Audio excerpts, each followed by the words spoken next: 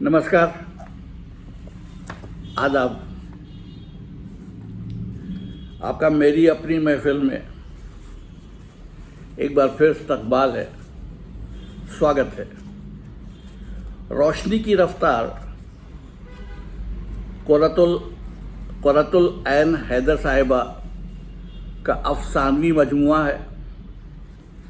इसमें से अफसाने आवारा गर्द, हसब नसब, नज़ारा दरमिया है। अक्सर इस तरह भी रक़्स फ़ुग़ा होता है, लकड़ बगे की हंसी। मैं आपको सुना चुका हूँ और ये अफसाने मेरे यूट्यूब चैनल पर मौजूद हैं। आज से मैं इस अफसानवी मजमूए के वो अफसाने आपको सुना रहा हूँ जो मैंने अब तक नहीं सुनाया। आज मैं आपको सुना रहा हूँ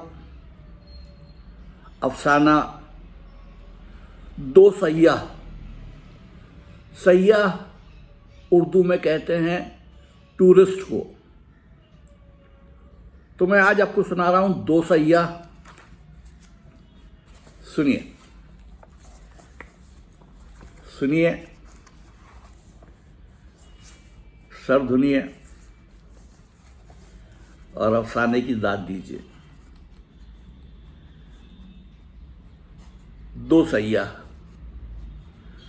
सितंबर 1965 के दूसरे हफ्ते में एक रोज़ आगरे के एक मगरबी होटल में ब्रेकफास्ट की सुरीली घंटी बज चुकी थी और चंद यूरोपियन और अमेरिकन सयाह बरामदे में और घास पर बिछी हुई कुर्सियों पर बैठे अखबार पढ़ रहे थे कि एक सफ़ेद रंग की रोल्स रॉयस फाटक में दाखिल होकर बरामदे के सामने रुकी।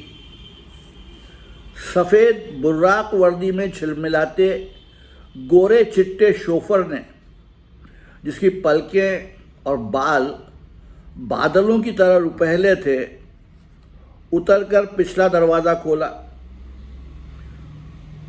सुरमई रंग के सूट में मलबूस एक वजीह गेहुआ रंगत, सफ़ेद मूँछों, पुरसुकून चेहरे और मजबूत डील डॉल वाला 55 साला शख्स और हरे रंग के स्लैक्स और सफ़ेद स्वेटर पहने एक शानदार औरत जो चेहरे मोहरे से बरतानवी मालूम होती थी, कार से बरामद हुए।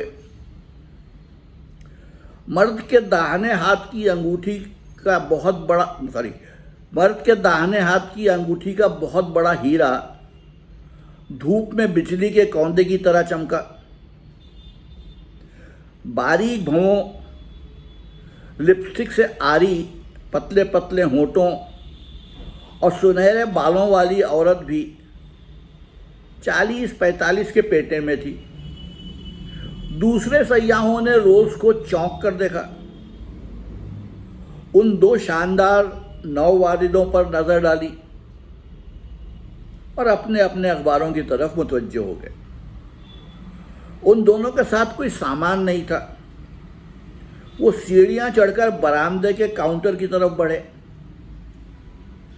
मर्द के बाएं पांव के खफीफ से लंग के बावजूद उसकी चाल में शाहाना दबदबा था। औरत भी बेहद बावकार थी। Good morning sir, madam, reception clerk ने मुस्कुराकर कहा। Welcome to Agra. मर्द ने जवाबन सर को खफीफ सी जुम्बिश दी। क्लर्क ने रजिस्टर का वर्क पलटते हुए दरियाफ्त किया। Double room sir? 2 single room, मर्द ने तमकीनत से जवाब दिया। क्लर्क ने कलम पेश किया। मर्द ने हल्की सी हिचकिचाहट के साथ कलम पकड़ा और रजिस्टर पर इस तरह नज़र डाली जिससे जाहिर होता था कि अपनी अंग्रेज़ साथी के हमरा ज़रा मशकूक हालात में यहाँ आया है और शायद कलम संभालने की उसे आदत भी नहीं है। घाघ और तजुर्बाकार क्लर्क ने आहिस्ता से खांस कर कहा, आपका पासपोर्ट नंबर सर? पासपोर्ट? मर्द ने दफतन गुस्से और हैरत से दोहराया। अब औरत ने मामला संभालने की कोशिश की। कलम उसके हाथ से लिया और ज़रा सोचते हुए रजिस्टर में लिखा, श्री M.A. मिर्ज़ा, कौमियत हिंदुस्तानी, मिस E. हेनरी, कौमियत बरतानवी। आपका पासपोर्ट नंबर और पूरा पता मैडम? पासपोर्ट और पता? मैं अपना पासपोर्ट दिल्ली भूल आई हूँ। औरत ने ज़रा घबरा कर मगर फौरन बड़ी गंभीरता से जवाब दिया, सॉरी मैडम, ये होटल का कानून है। दूसरे ये कि आजकल इंडो पाक जंग की वजह से हमें ज़्यादा एहतियात बरतनी पड़ रही है। क्लर्क ने कहा, मैं नई दिल्ली बरतानवी हाई कमीशन को फ़ोन करके आपके मुताल्लिक चेक कर लूँ? माफ़ कीजिएगा मैडम, ये महज रस्मी खानापुरी है। बरतानवी हाई कमीशन? हरगिज़ नहीं। औरत ने बड़े पुरशिको अंदाज में गुस्से और झुंझलाहट के साथ जवाब दिया। क्लर्क अब उस नौवारिद शानदार जोड़े को बाकायदा शक भरी नज़रों से देख रहा था। मर्द ने अब अपनी साथी की मदद करना चाहिए और ज़रा मुलायमत से कहा, हम रात को यहाँ क़याम नहीं करेंगे। क्लर्क ने मर्द पर नज़र डाली जो अपने दाहिने शाने की तरफ सर को आदतन खम किए ज़रा उकताया हुआ सा खड़ा था। उसकी बारोब और दिलदशी शख्सियत से यकलख्त भौचक्का सा होकर क्लर्क ने जल्दी से कहा, बहुत अच्छा, मैं मैनेजर से बात करता हूँ। और कमरों की कुंजियाँ मेहमानों को पेश करते हुए बैरे को आवाज़ दी, अब्दुल शकूर की क़यादत में मेहमान कमरों की तरफ बढ़ने लगे तो औरत रास्ते में हिंदुस्तानी मसनूआत और साड़ियों की दुकान के सामने ठिठक गई। Sweet genius, how beautiful. न जाने इस नीले रेशम की कीमत क्या होगी। उसने एक कपड़े पर हाथ फेरते हुए मर्द को हैरत से मुखातिब किया।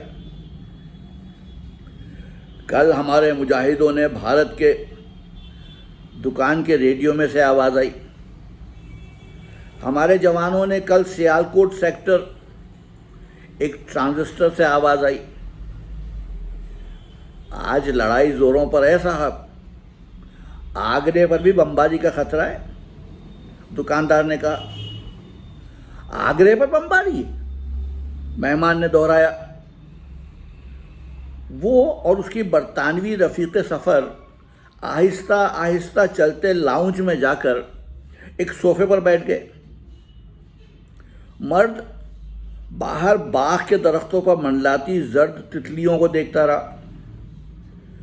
औरत ने दीवार पर आईने के सामने जाकर बड़ी एहतियात से लिपस्टिक लगाई। साहब, ताज जाने के लिए कोई छोकरा साथ करूं? अब्दुल शकूर बैरे ने आकर दरियाफ्त किया। नहीं।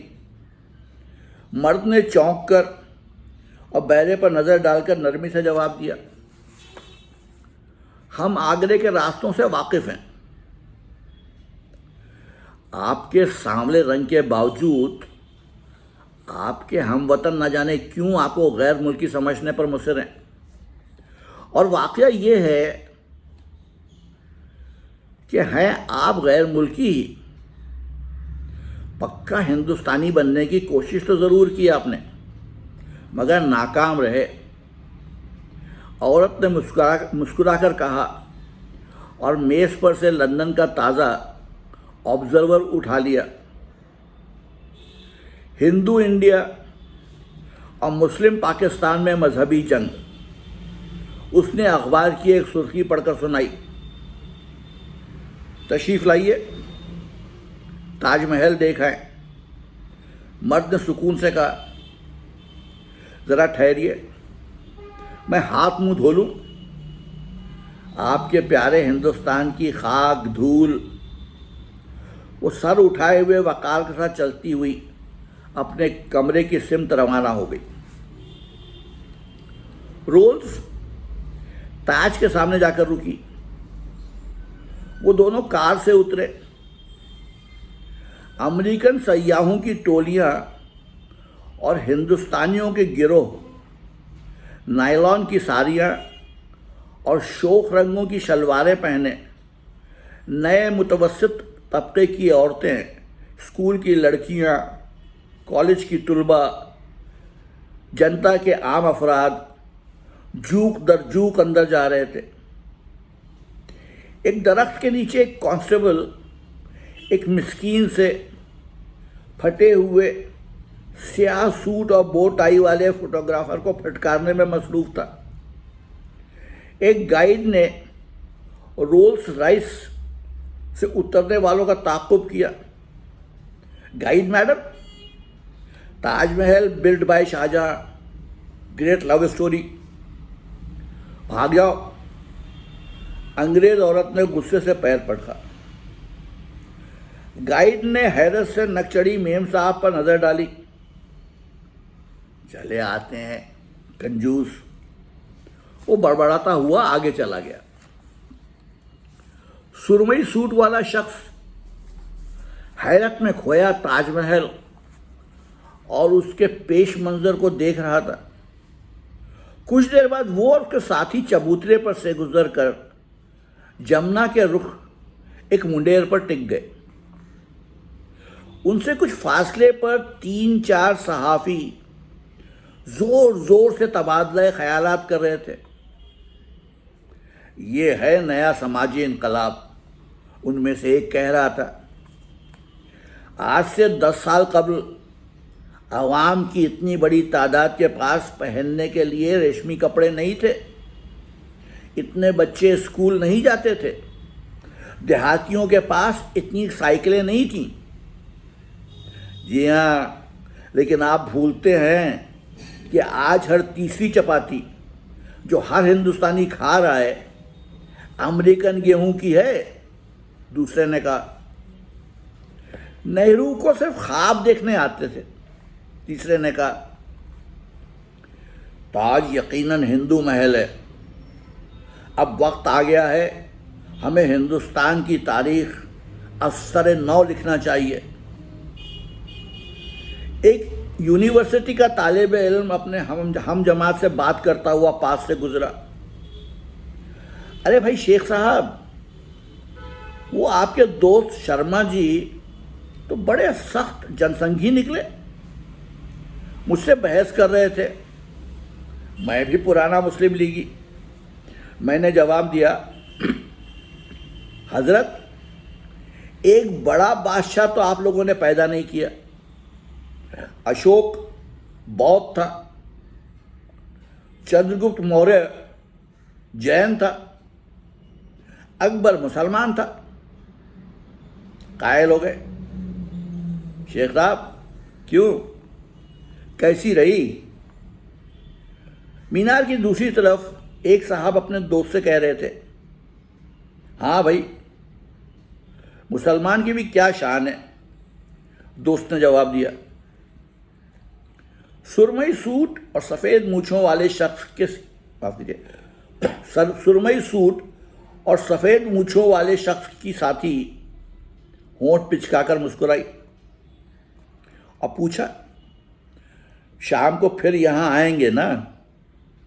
मैं ताज को चांदनी में देखना चाहती हूँ। शाम को फिर यहाँ आएंगे ना? मैं ताज को चांदनी में भी देखना चाहती हूँ। हद है। उसके साथी ने नरमी और उदासी से मुस्कुराकर कहा, अपने जानसारों को कत्ल करते रहने की बजाय आपको चाहिए था कि उनमें से एक से शादी कर लेती। शादी? आहा। अंग्रेज औरत ने होठ पिचका कर कहा, आप जैसी परेशान कुन बीवियों को हमारे यहाँ कवार कोटले में बंद कर दिया जाता था, अब तिला। औरत ने गाइड बुक खोलते हुए कहा। वो दोनों समन बुर्ज में बैठे थे। किले में भी गैर मुल्की और हिंदुस्तानी सयाहों का मेला सा लगा था। दूर जमुना के घाट पर धोबने कपड़े धो रही थी। सितंबर की धूप तेज होती जा रही थी। झरोका दर्शन, दीवाने आम, बेगमात, मीना बाजार, कनीज़े, मनसबदार, ख्वाजा सरा, जो कुछ राल्फ ने यहाँ से जाकर मुझे बताया था, आंखें बंद कर लूँ तो सब सामने आ जाता है। औरत ने आहिस्ता से कहा। उस सामने संगी तख्त पर शाहजहां बैठा करता था। सामने मेहताबी पर? नहीं, वो खुर्रम का नहीं, सलीम का तख्त है। मर्द ने चौंक कर जवाब दिया। बराबर की बुर्जी में दो अंग्रेज और दो अमेरिकन आपस में बातें कर रहे थे। हिंदुस्तानियों की मजमूई नाअहली देखकर मुझे इस मगरबी नज़रिए पर यकीन आ गया है कि ताज एक अतालवी मेमार ने बनाया था। अंग्रेज़ की आवाज़ आई। अंग्रेज़ औरत ज़रा खजल सी नज़र आई। वो दोनों नीचे उतरे। निचली मंजिल में चुग्गी दाढ़ी वाला एक गाइड गुसल खाने के दरवाजे में खड़ा एक हिंदुस्तानी जोड़े को बता रहा था, ये देखिए, ये कमरा मुग़ल आज़म के नमूने पर, मेरा मतलब है मुग़ल आज़म का शीश महल इस कमरे के नमूने पर बनाया गया था। सुरमई सूट वाले ने अचानक एक तल्ख कहकहा लगाया। वो दोनों किले का तवील अरस तय करके फाटक पर पहुंचे। Cook madam? चाय और शरबत? स्टॉल वाले ने सवाल किया। वो दोनों थके हारे टीन की कुर्सियों पर बैठ गए। चंद फ्रेंच सैयाह बराबर की कुर्सियों पर सुस्ता रहे थे। एक गाइड उनके सामने खड़ा बेतकान बोले जा रहा था। इंडिया के दो पीरियड हैं, Hindu period and Muslim period. Hindu period का ग्रेट रूलर है Ashoka the great. Muslim period में 6 किंग हुए। Babur the founder of Mughal empire, Humayun, Akbar the great, Jahangir the drunkard, Shah Jahan the builder और औरंगजेब द फनाटिक। औरंगजेब के बाद दी एंड हो गया। सुरमई सूट वाला शख्स सर पीछे डाले आसमान को तकता रहा। स्टॉल का लड़का कोका कोला की 2 बोतलें लेकर आया। सुरमई सूट वाला शख्स और उसकी साथी उसी तरह बैठे रहे। साहब, कोका कोला। मेम साहब।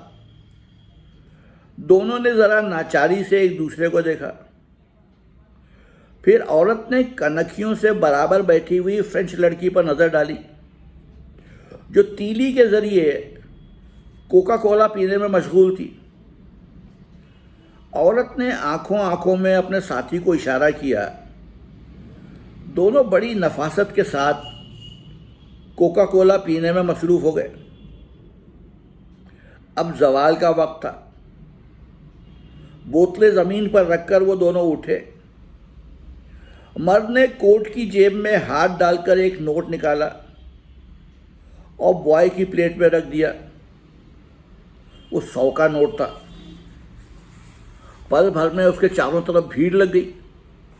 भिखारी, गाइड, आवारा लौंडे, बेकार नौजवान, चीथड़ों में लिपटे बच्चे। बख्शीश बख्शीश राजा साहब, नवाब साहब, हुजूर, अल्लाह भला करे, भगवान भली करें। एक अमेरिकन सैयाह ने जल्दी से कैमरा फोकस करके उस मंजर की तस्वीर खींची। बख्शीश बख्शीश बख्शीश, कोरस बुलंद हुआ। सुरमई सूट वाले शख्स ने घबराकर अपनी जेबों में दोबारा हाथ डाला, लेकिन नोट के बजाय मुट्ठी भर सिक्के निकल आए। उसने सिक्कों को गौर से देखा और सरासीमा होकर अपनी जेब में वापस डाल दिया, मगर 2 सिक्के उसकी उंगलियों से फिसलकर जमीन पर गिर पड़े और लुढ़कते हुए एक फ्रांसीसी की कुर्सी के नजदीक जा पहुंचे। ये देखकर सुरमई सूट वाले और उसकी अंग्रेज साथी ने वहां से सरपट दौड़ना शुरू किया। फ्रांसीसी ने, जो सूरज शक्ल से सोबॉन का जुगादरी प्रोफेसर मालूम होता था, झुककर वो सिक्के उठा लिए। उनको एक लम्हे के लिए गौर से देखा और आंखें फैलाकर चिल्लाया, गुडनेस, ये तो। वो सुरमई सूट वाले शख्स के पीछे पीछे दौड़ा, मगर इस दौरान में वो दोनों गायब हो चुके थे। फतेहपुर सीकरी में सयाहों का मजमा निस्बतन कम था। संग सुर्ख के महलात ढलती धूप में किसी मुतमईन फनकार के तखय्युल की तरह पुरसुकून नजर आ रहे थे। अकबर का महल सुनसान पड़ा था। इतने में 2 साए सहन से गुजरकर वस्ती हौस की जानिब बढ़ते नजर आए। सुरमई सूट वाला मर्द और उसकी साथी मेम पुल पर से गुजरकर संगी तख्त पर बैठ गए। मर्द वीरान आंखों से चारों तरफ की वीरानी को देख रहा था।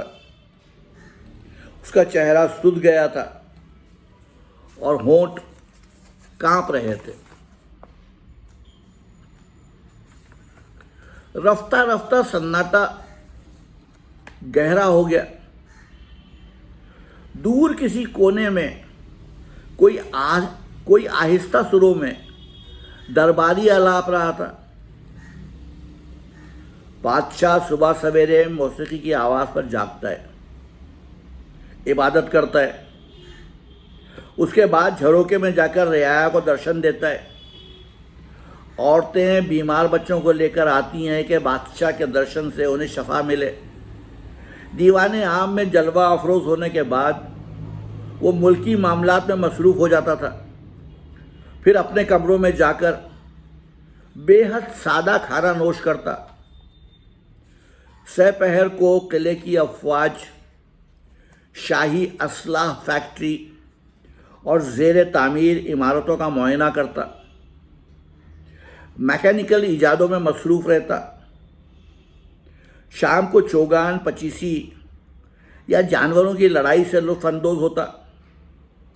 रात को महफिल मौसीकी आरास्ता होती है। दास्तानें छिड़ती हैं। इल्मी और अदबी मुबाहिसे होते हैं। सीकरी लंदन से ज़्यादा पुररौनक है। शाही तकरीबात और जश्न, हिंदू और मुस्लिम त्यौहार, जलसे और जुलूस, खुशहाल मुतवस्सित तबका, बाकमाल कारीगर, उल्मा, शोरा, मदारस के तालिब इल्म, अहले सैफ और ताजिर और मनसबदार, साधु संत और सूफिया व फुकरा, आगरे से सीकरी तक रास्ते भर बाजार और दुकानें थी। इस सारे हंगामे और गहमा गहमी में 1885 में एक रोज़ 3 गैर अहम से अंग्रेज़ इस खामोशी से फतेहपुर पहुँचे कि किसी ने उनकी आमद का मुतलक नोटिस न लिया। ये तीनों विलियम लीड्स, राल्फ फच और जॉन न्यूबरी इंग्लिस्तान की हुक्मरां की तरफ से इस दरख्वास्त का ख़त लेकर यहाँ पहुँचे थे कि बादशाह उनके साथ अच्छा सलूक करे और तिजारत की इजाज़त मरहमत फरमाए। बादशाह ने उस ख़त का कोई जवाब नहीं दिया। विलियम लीड्स को दरबार में जौहरी का काम मिल गया। राल्फ फच 8 साल बाद लंदन वापस लौटा और अपनी रिपोर्ट पेश की, जिसकी बिना पर 1600 ईस्वी में ईस्ट इंडिया कंपनी को चार्टर मिला। अंग्रेज औरत ने पढ़ते पढ़ते किताब बंद कर दी, क्योंकि ऊपर से एक तैयारा गड़गड़ाता हुआ गुजर रहा था। जोधा भाई के महल में घूमते हुए सयाहों में भिनभिनाहट सी बुलंद हुई, पाकिस्तानी बमबार, पाकिस्तानी बमबार। तैयारा जन से गुजर गया, फिर खामोशी छा गई। अब साए तवील हो रहे थे। महल की दीवारों के बाहर हकीम के मकान, शफाखाने, मदारस, टकसालों, हम्मामों और रानियों के महलों की गुलाम गर्दिशें तारीख हो चली थीं। दूर अस्तबल की देवड़ी के बाहर एक बूढ़ा हिंदू घड़ा और ग्लास लिए सबर के साथ सयाहों का मुंतज़िर था। कोई हिंदुस्तानी सयाह पानी पीकर उसे 5 या 10 पैसे देता तो वो अल्लाह भला करे, अल्लाह भला करे दोहराने लगता। शेख सलीम चिश्ती की दरसगाह की ऊंची फसील के पीछे एक सहन में अबुल फजल और फैज़ी के मकान के बराबर बराबर खामोश खड़े थे। ऐसा लगता था जैसे उनके मकीन अभी अभी घर खाली करके कहीं गए हैं।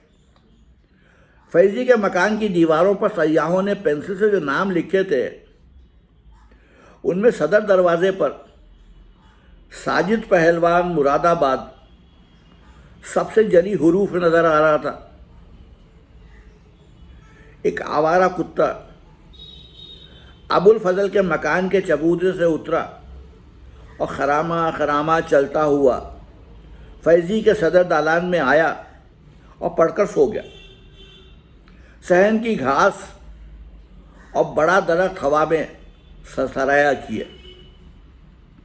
अकबर के महल में चबूतरे पर बैठे हुए सुरमई सूट वाले शख्स ने आज़ुर्दगी से अपनी आंखें खोली और उठा। पंचमहल की आखिरी मंजिल पर पहुंचकर औरत ने सहरज़दा सी आवाज़ में उससे पूछा, फतेहपुर क्यों छोड़ दिया था?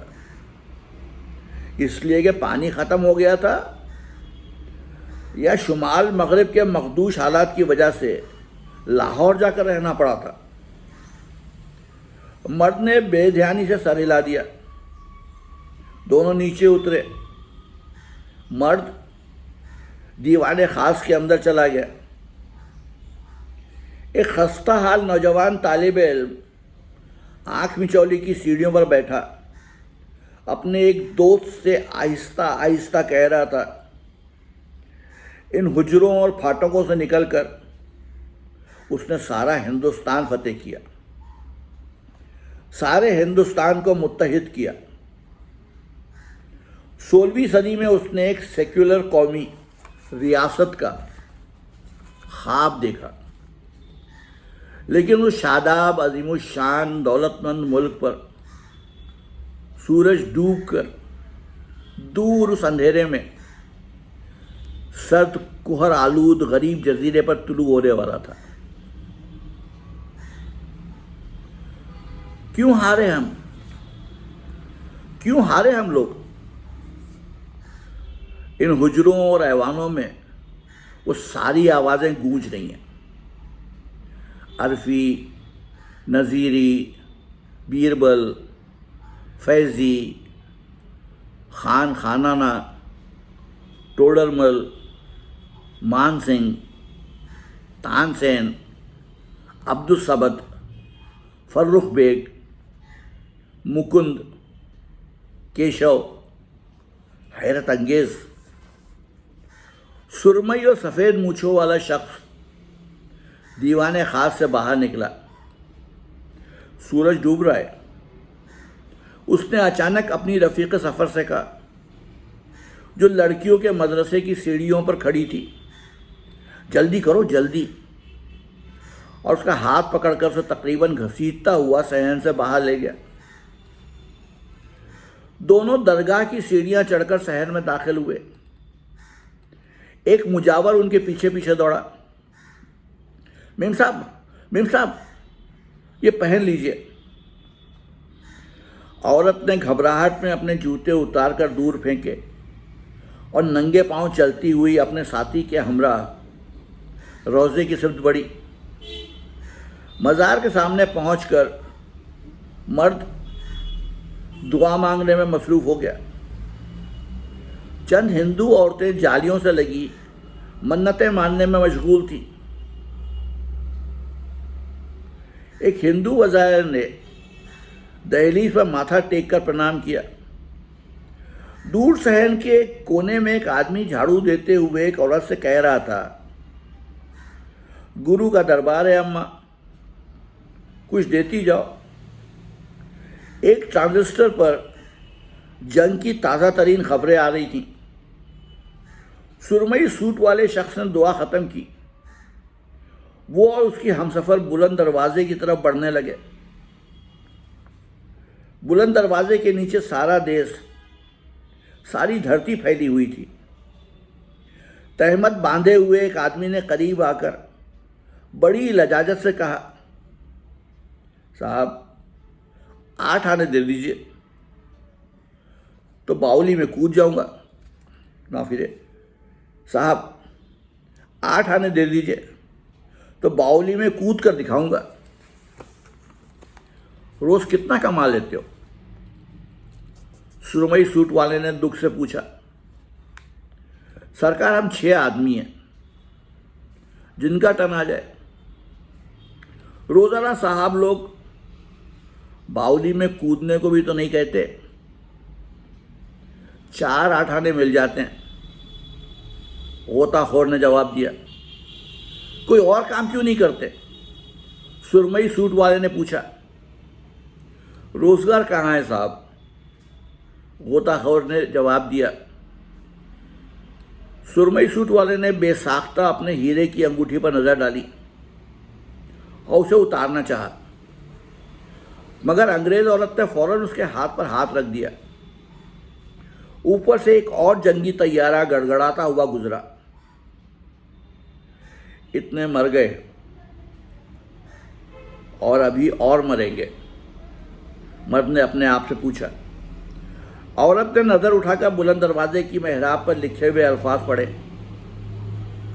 ईसा इब्न मरियम ने कहा, दुनिया एक पुल है, इस पर मकान ना बनाओ।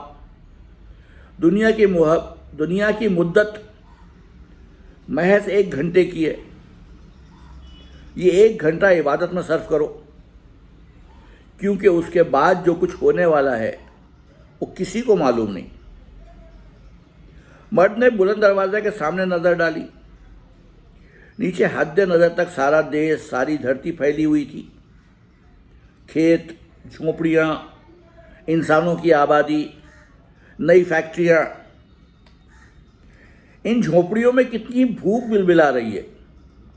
अंग्रेज़ औरत ने नागवार से लहजे में कहा। और सरहद के उस पार तोपें गरज रही हैं। आधी रात के करीब होटल के लाउंज में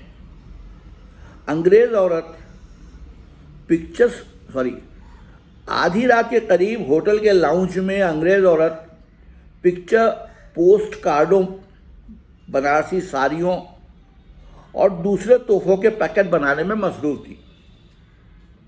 कमाल है, इन सब चीज़ों का क्या करेंगी आप? उसके साथी ने हैरत से पूछा। वाह, वापसी पर सब लोग पूछेंगे नहीं कि हिंदुस्तान से क्या लाई? सिडनी, स्पेंसर, सेसल, फ्रांसिस, सबके सब औरतें अलग जान खाएंगी। ये देखिए, मैंने तो मेरी तक के लिए हाथी दांत की कंघी खरीद ली, मगर अब याद आया कि बेकार है, क्योंकि मेरी गरीब का सर ही नहीं है। होटल के बाग में मुर्ग ने बांग दी। वो दोनों चौंक पड़े, सोफे से उठे और खामोशी से बरामदे में आ गए, जहां एक मेज पर विजिटर बुक खुली रखी थी। मर्द ठिठक गया। उसने रजिस्टर पर झुककर जरा दिक्कत से अपने दस्तखत किए। जलालुद्दीन मोहम्मद अकबर, शहनशाह हिंद। फिर औरत ने कलम उससे लेकर बड़ी रवानी से लिखा, एलिजाबेथ अव्वल, मलके इंग्लिस्तान। पूरनमाशी का चांद बाग के ऊपर तैर रहा था। वो दोनों बरामदे से साए की तरह उतरकर रोल्स रॉयस में बैठे। बर्फ जैसी वर्दी और रुपहले बादलों जैसे बालों और पलकों वाले शोफर ने इंजन स्टार्ट किया। रोल्स रॉयस चंद गज आगे बढ़कर दफतन चांदनी में तहलील हो गई। तो ये था अफसाना दो सैया। कैसा लगा? समझ आया या नहीं समझ आया? लोग अक्सर मुझसे अफसाने को एक्सप्लेन करने के लिए कहते हैं, और मैं ये कहकर मना कर देता हूँ कि अदीब, मुसन्निफ, अफसाना निगार, किस्सा गो अक्सर कुछ चीज़ें आपके तख़य्युल पे छोड़ देते हैं। जैसा आपका जी चाहे वैसा मतलब अखज़ कीजिए। फिर आऊँगा और रोशनी की रफ्तार से एक और अफसाना सुनाऊंगा। तब तक के लिए इजाज़त, आदाब।